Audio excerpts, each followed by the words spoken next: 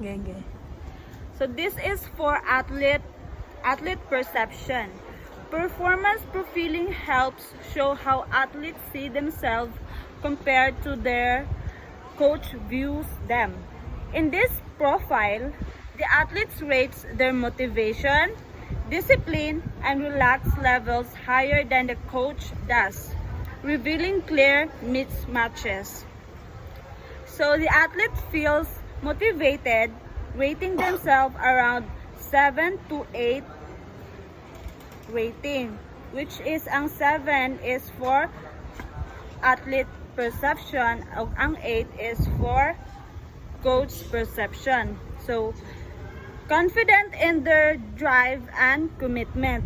However, the coach sees things slightly differently, giving a lower rating of 6 to 7 for discipline. So, unsa man yung 6 to 7? So, the athlete believes they are consistent, focused, and followed during the training routines well, rating themselves 7 to 8. While the coach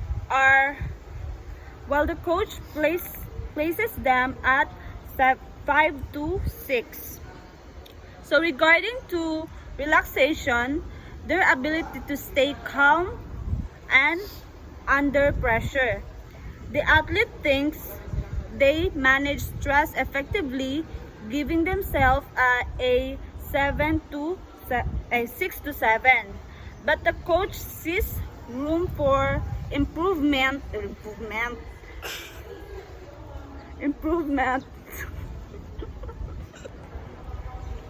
So improvement. So rating them to 4 to 5. So overall, the athlete's self-ratings is orange segment. So, okay naman itong istorya ka. Good kay pa. So, based sa diagram. May ka to. Ang saan eh? Sige na. Ang saan eh? Stretch farther. So, based on the diagram. So, stretch further out on the chart than the coach. So, in the red line, showing a consistent pattern of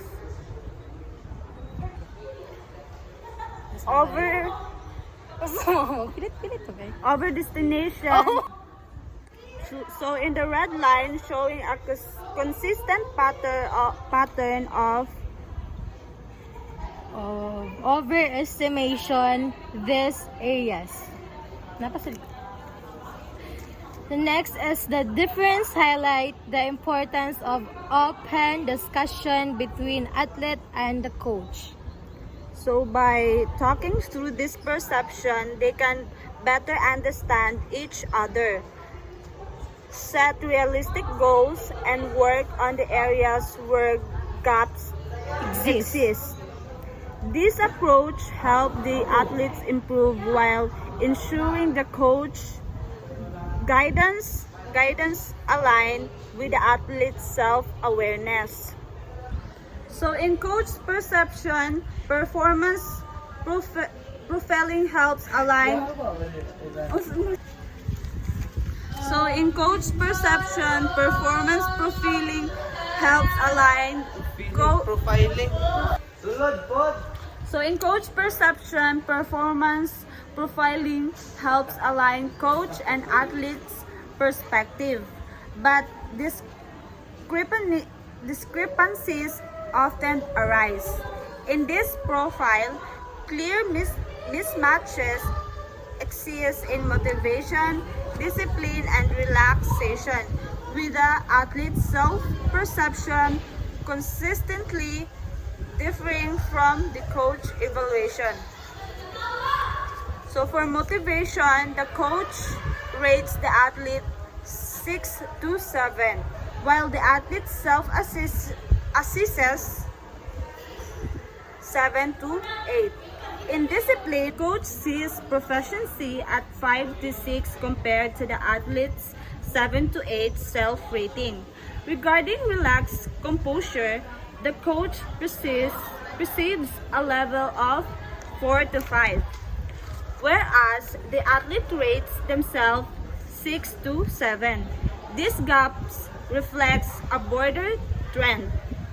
The athletes' self-rating are higher than the coach across most categories. So in conclusion, the root causes of these gaps lies in having a level of discipline and definitions of each competency. Addressing them requires clarifying shared expectations and aligning how both parties measure success in these areas. Thank you. Thank you and goodbye.